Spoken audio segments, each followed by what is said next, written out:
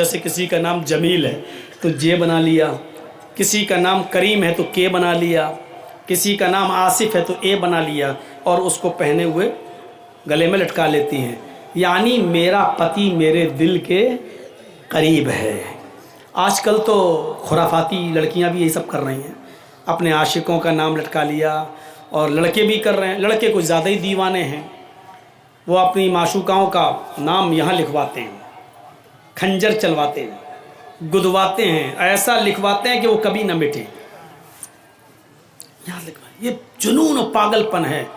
شیخ عبداللہ ابن باز کا فتویٰ اگر آپ اٹھائیں گے تو آپ پڑھیں گے جنہوں نے اپنے جسم کو گدوایا ہے، گدوایا، اپنے جسم پر لکھوایا ہے کھنجر سے، اس سے جو مٹتا نہیں ہے، ایسا آدمی اگر مر جائے تو انہوں نے فتویٰ دیا ہے کہ ایسے آدمی کی نماز جنازہ جائز نہیں ہے، اور ایسے آدمی کو مسلمانوں کے قبرستان میں دفن نہیں کیا جانا چاہیے۔ اتنا سخت فتویٰ دیا ایسے شخص کے بارے میں۔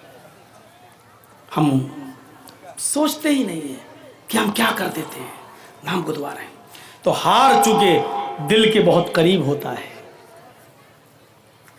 تو اللہ محمد کو 10 ہار دے گا، مطلب ایسے 10 صحابہ دے گا جو محمد الرسول اللہ کے دل کے بہت قریب ہوں گے، جو نبی کو بہت محبوب ہوں گے، بہت پیارے ہوں گے۔ ایمانداری کے ساتھ بتائیے، کیا ایسے 10 صحابہ نبی کے پاس تھے یا نہیں؟ حدیث کی کتابوں میں ان 10 صحابہ کو عشرہ مبشرہ کہا جاتا ہے، جو اتنے چہیتے تھے، اتنے پیارے تھے محمد رسول اللہ کو، کہ اللہ کے رسول نے اسی دنیا میں ایک ایک کا نام لے کر ایک ایک کو جنتی کہا تھا۔ اے ابو بکر تم جنتی، اے عمر تم جنتی، اے عثمان تم جنتی، اے علی تم جنتی، اے سعد تم جنتی، اے سعید تم جنتی، اے ابو عبیدہ تم جنتی۔ ایک ایک کر کے اللہ کے رسول نے ان 10 صحابہ کا نام اسی دنیا میں لے کر سبوں کو جنت میں جانے کی بشارت دی تھی۔ انہوں نے اتنا دل خوش کیا تھا کہ اللہ کے رسول نے اسی دنیا میں ان 10 صحابہ کو جنت میں جانے کی بشارت دے دی تھی۔ میرے بھائیوں، یہ دل کے بہت قریب تھے۔ ہمارے ہندو بھائی اس منتر کو دیکھیں، ہمارا ارادہ نہیں تھا منتر پڑھنے کا۔ میں نے تو شیخ نظام الدین صاحب سے بھی کہہ دیا کہ اب منتر نہیں پڑھتا ہوں، میں چھوڑ دیا ہوں۔ آپ کے اس اسکول کے اس مدرسے کے ذمہ دار سے بھی میں نے کہہ دیا تھا کہ اب چھوڑیے منتر انتر میں نہیں پڑھتا ہوں۔ اس کی وجہ یہ ہے کہ منتر بنگال میں پڑھتا ہوں، کیس یو پی میں ہوتا ہے میرے اوپر، اور ہونے کی وجہ بھی ہے کیونکہ ان منتروں کو پڑھنے کے بعد یہ یوٹیوبر جو ہے نا، ان کے جو چینل چل رہے ہیں، ان کے اکاؤنٹ میں جو پیسے آ رہے ہیں، ان لوگوں کی وجہ سے میرے اوپر کیس ہوتا ہے وہاں پر۔ ابھی ہم نے کرشن جی کے بارے میں بولا 16,108 بیوی، اب جانتے ہو اس میں کوئی نہ کوئی حرامی چینل والا اتنا حرامی ہوگا، وہ اس کو کٹنگ کر کے ڈالے گا، کرشن کنہیا کی رنگ ریلیاں، اس طریقے سے وہ ہیڈنگ بنا کے ڈالے گا، اور اس پر وہ لوگ بگڑ کے ہمارے اوپر کیس کر دیتے ہیں کہ دیکھیے ہمارے کرشن جی کو ایسا۔ کون آدمی اپنے بزرگ کو اور اپنے جس کو بھگوان کا درجہ دیتا ہے اس کی برائی سن لے گا؟ بتائیے آپ۔ وسیم رضوی کی آپ سن پا رہے ہیں؟ جب آپ کے اندر یہ کلیجہ نہیں ہے تو دوسرے کے اندر بھی یہ کلیجہ نہیں ہے کہ وہ اپنے بھگوان کے بارے میں اس طریقے کا وہ سوچے، اور آپ لوگوں کی وجہ سے یہ کیس ہمارے اوپر ہوتے ہیں، اس طریقے سے کٹنگ کر کے یوٹیوب پہ ڈالتے ہیں۔ میرا اگر بس چلے نا تو ان کو کبھی گھسنے نہ دوں میں، لیکن جلسہ کمیٹی والوں کے آگے میری بھی نہیں چلتی ہے۔ یہ لوگ اجازت دیتے، چلاؤ صاحب آ جاؤ یہاں پر۔ یو پی کے اندر مجال ہے کسی نے کوئی ڈال دے ہمارے بارے میں، سب جانتے کہ جرجیت صاحب، ارے ہم جب سیف رہیں گے تو آپ کے چینل بھی چلیں گے، جب ہم ہی سیف نہیں رہیں گے تو آپ کے چینل کیا چلیں گے؟ اس طریقے سے کٹنگ کر کے ڈالتے ہیں۔ اب دیکھیے گا کیا کر کے ڈالیں گے۔ اب ہو سکتا ہے نہ ڈالیں کیونکہ میں نے کہہ دیا، اگر نہ کہا ہوتا تو یہی ڈالتے، کرشن کنہیا کی رنگ ریلیاں، کرشن کنہیا کی عیاشی، اس طریقے سے ہیڈنگ بنا کے ڈالتے۔ آپ کو کیا ضرورت ہے؟ آپ اسلامی باتیں ڈالیے، اس کی ہیڈنگ اچھی بنائیے، محمد رسول اللہ کا مقام و مرتبہ، بھائی مولانا جرجیت انصاری ہیں، آپ ڈالیے نبی اکرم صلی اللہ علیہ وسلم کی فضیلت، بھائی مولانا محمد جرجیت، آپ یہ ڈالیے۔ کیا ضرورت ہندو دھرم میں، یہ کیا ضرورت ہے یہ سب ڈالنے کی؟ مودی کو ڈال دیا، مجھے ڈال دیا، ارے کیوں ایسے دو ٹکوں کے لوگوں کے ساتھ میں ہماری تصویر دیتے ہیں؟ یہ آج ہیں کل نہیں رہیں گے، جلسے آج بھی ہو رہے ہیں کل بھی ہوں گے، ان کی اوقات نہیں ہے۔ راحت اندوری نے کہا تھا کرایہ دار ہیں، ذاتی مکان تھوڑی ہے۔ یہ آج ہیں جو آج صاحب مسند ہیں، کل نہیں ہوں گے، کرایہ دار ہیں، ذاتی مکان تھوڑی ہے، اور 100 سال کے بعد ہم زندہ نہیں رہیں گے۔ لیکن دیکھیے گا جس طریقے سے ہٹلر کو لکھا گیا ظالم، حجاج ابن یوسف کو لکھا گیا ظالم، 100 سال کے بعد کوئی مورخ اس دیش کے چوکیدار کو بھی ظالم لکھے گا، حجاج ابن یوسف جیسا لکھے گا، ہٹلر لکھے گا۔ لیکن افسوس یہ ہے کہ یہ پڑھنے والے اس وقت ہم نہیں ہوں گے، ہماری اولادیں پڑھیں گی۔ کہو انشاءاللہ۔ حکومت و سلطنت، اب دیکھیے گا، اب اس کو بھی کاٹ کے چھانٹیں گے۔ مولانا نے مودی کو کہا ہے ہٹلر، اب بی جے پی والے ادھر کیس کر دیں گے۔ تو اس لیے ہم نے منتروں کو پڑھنا چھوڑ دیا ہے، اپنے آپ کو بھی بچانا ضروری ہے۔ لیکن پتہ نہیں کیوں آج اسٹیج پہ بیٹھتے ہی من میں آ گیا، پڑھنا لگا۔ میں یہ موضوع ہی نہیں سوچا تھا، میں سوچ کے کچھ اور آیا تھا، لیکن اب نکل گیا یہ۔ تو میرے بھائیوں، آپ مجھے بھی بچائیے، آپ کا بھی چینل چلے گا، اور لوگوں کو پریشان مت کیجیے، نیچے لگائیے تاکہ دیکھنے والوں کو دقت نہ ہو۔ آپ ہمیں کوآپریٹ کریں گے، پبلک آپ کو بھی کوآپریٹ کرے گی۔ آپ جب نظر انداز کریں گے تو ہمیں بھی غصہ آئے گا، پھر ہم لگنے نہیں دیں گے، اور ظاہر ہے ہم کھڑے ہو جائیں، جب تک یہ نہیں ہٹے گا ہم نہیں بولیں گے، کمیٹی والوں کو ہٹانا پڑے گا، پبلک کی گالی کون سنے گا؟ تو ہمیں بھی ایسا کرنے پر آپ مجبور مت کیجیے۔ امید ہے کہ انشاءاللہ اس کا خیال رکھا جائے گا۔ تو میرے پیارے ساتھیوں سنیے، 10 تراجا، 100 سونے کے سکے، 10 ہار۔ ہار سے مراد کیا ہے؟ سمجھ لیا؟ صحابہ، عشرہ مبشرہ۔ تریڑی شتانیہ ورتان، 300 گھوڑے۔ کون جانتا ہے محمد رسول اللہ کے پاس 300 گھوڑے نہیں تھے؟ حقیقت میں نہیں تھے، لیکن گھوڑوں سے مراد گھوڑے نہیں ہیں، گھوڑوں سے مراد گھڑ سوار، ایسے جوان، ایسے بہادر جو محمد رسول اللہ کے ایک اشارے پر اپنی جان قربان کر دیں، یہ مراد ہیں۔ اور یاد کرو، جب 1000 کا لشکر کافروں کا سامنے کھڑا ہے، اور ادھر 313 جنگ بدر میں لڑنے والے وہ بیچارے صحابہ، ہائے ہائے ہائے، ان کے پاس تیر ہے، تلوار ہے، ڈھال ہے، گھوڑے ہیں، نیزے ہیں، اور لڑنے والے سب جوان۔ محمد کے سپاہیوں پہ نظر ڈالو، بوڑھا بھی ہے، جوان بھی ہے، کچھ چھوٹے بھی ہیں۔ جب سب کو گنا گیا تو 313۔ ادھر سب کچھ ہے، ادھر ایک ایک پورے جنگ بدر میں صحابہ کی زندگی پر نظر ڈالیں تو 313 صحابہ کے پاس صرف 2 گھوڑے، ایک کے پاس ایک بھی نہیں، ایک کے پاس 2 4 5 لوگوں کے پاس بھی ایک نہیں، صرف 2 گھوڑے۔ کسی صحابی کے پاس تیر ہے لیکن چھوڑنے کے لیے کمان نہیں ہے، تلوار ہے کسی کے پاس تو دشمن کی تلوار سے بچنے کے لیے ڈھال نہیں،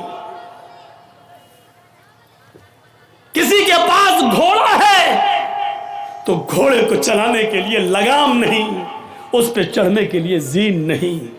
ایسی بے بسی، ایسی مایوسی، ایسی پریشان کن حالت، لیکن نبی نے کہا کہ لڑنا ہے تو 313 صحابہ ان 1000 کا مقابلہ کرنے کے لیے چلے گئے۔ یہ 313 سے مراد، یہ 300 عربی گھوڑوں سے مراد وہ 300۔ آپ لوگ سب بیٹھے رہیے گا، اٹھیے گا نہیں، آپ جلدی سے چلوائیے۔ تو میں کہہ رہا ہوں بیٹھیے تو یہ اٹھ کے جا رہا ہے، دیکھیے اس کو لگتا ہے سگریٹ پینا ہے کیا۔ اٹھیں گے تو ڈسٹرب ہو جائے گا، تھوڑا سا بیٹھیے، 1-2 منتر اور پڑھیں گے ہم۔ ہاں ہو رہا ہے، لائٹ جل رہی، ہمیں آپ دکھائی دے رہے ہیں، آپ بس سنتے رہیے۔ تو میرے بھائیوں، کیا تھا ان کے پاس؟ ایمان۔ ایسے جانثار صحابہ نبی کے، یقین مانیے، نہ 1000 دیکھا، نہ تلواریں دیکھی، نہ نیزے دیکھے، دیکھا تو کیا دیکھا؟ محمد رسول اللہ کا حکم ہے، لڑنا ہے، چلے گئے اور اپنی جان کو جوخم میں ڈال دیا۔ کون کہتا ہے کہ جنگیں توپوں سے ہوتی ہیں؟ کون کہتا ہے کہ جنگیں ہتھیاروں سے ہوتی ہیں؟ کون کہتا ہے کہ جنگیں آج کل کے آدھونک اڑو اور اسત્ર شستر سے ہوتی ہے؟ نہیں، جنگیں حوصلوں سے ہوتی ہیں، جنگیں ایمانی طاقت سے ہوتی ہیں۔ دیکھ لیجئے جن کے پاس سب کچھ تھا، ہتھیار، تیر، تلوار، سب کچھ، لیکن وہ 313 صحابہ کا مقابلہ نہیں کر سکے۔ 70 کافر مارے گئے اور 70 ہی قید کر دیے گئے، قید کر کے لائے گئے۔ اتنی دیر تو نہیں لگانا چاہیے جنریٹر والے کو بھائی۔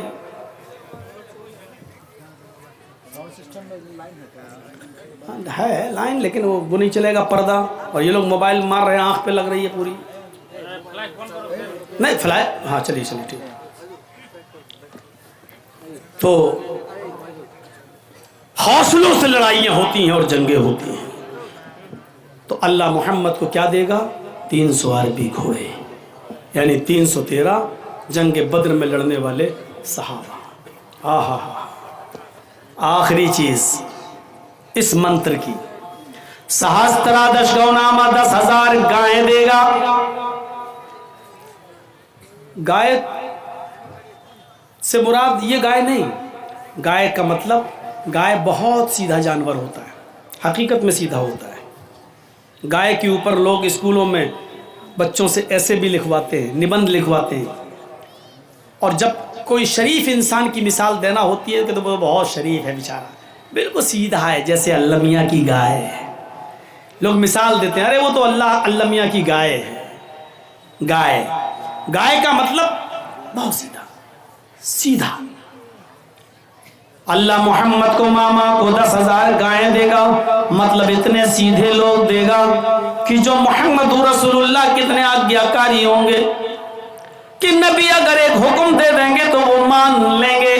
جب محمد رسول اللہ نے مکہ فتح کیا تو آپ کو معلوم ہوگا جب مکے میں داخل ہوئے تو آپ کے ساتھ 10,000 صحابہ کرام کی ایک تعداد تھی۔ 10,000 صحابہ کرام مکے کے اندر داخل ہوتے ہیں۔ محمد رسول اللہ صلی اللہ علیہ وسلم مکے میں داخل ہونے کے بعد، مکے کو اپنے کنٹرول میں لینے کے بعد، مکے پر اپنا نینترن جمانے کے بعد، مکے پر قبضہ کرنے کے بعد، مکے کو اپنے ہاتھ میں لینے کے بعد، آپ سب سے پہلے خانہ کعبہ میں گھستے ہیں۔ خانہ کعبہ میں گھستے ہی سب سے پہلے وہاں رکھی ہوئی 360 مورتیوں کو ہٹاتے ہیں۔ الرحیق المختوم پڑھیے شیخ صفی الرحمن مبارک پوری رحمت اللہ علیہ کی۔ آپ نے حضرت علی کا کاندھا چوائس کیا۔ حضرت علی نے اللہ کے نبی کو اپنے کاندھے کے اوپر سوار کر لیا۔ نبی اکرم کے ہاتھ میں چھڑی تھی۔ اللہ کے نبی خانہ کعبہ میں گھس جاتے ہیں اور جہاں 360 بت رکھے ہوئے تھے وہاں سے ایک ایک بت کو ہٹاتے جاتے، ایک ایک بت کو چھڑی سے مارتے جاتے، وہ بت زمین پر گرتا جاتا، ٹوٹتا جاتا، ایک ایک بت کو گراتے جاتے اور یہ کہتے جاتے ہیں جاء الحق وزہق الباطل ان الباطل کان زہوقا۔ حق آ گیا اور باطل مٹ گیا، اور باطل کو تو مٹنا ہی تھا۔ حق آ گیا اور باطل مٹ گیا، اور باطل کو تو مٹنا ہی تھا۔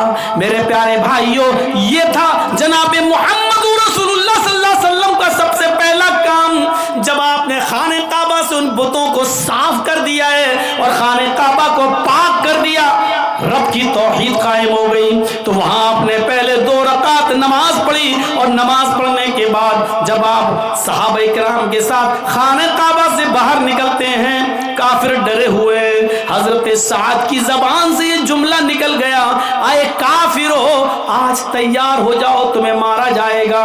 اے کافرو تیار ہو جاؤ مرنے اور کٹنے کے لیے، تم نے ہمیں مارا، تم نے ہمیں مکے سے نکالا، ہماری زمین و جائیداد سے ہمیں بے دخل کیا، ہمارے بچوں کو تم نے قتل کیا، تم نے بہت ظلم کیے، آج انتقام کے لیے تیار ہو جاؤ۔ جنہوں نے ہمارے بچوں کو مارا، ہمارے بڑوں کو مارا، آج ہم ان کو بھی قتل کریں گے، تیار ہو جاؤ قتل ہونے کے لیے۔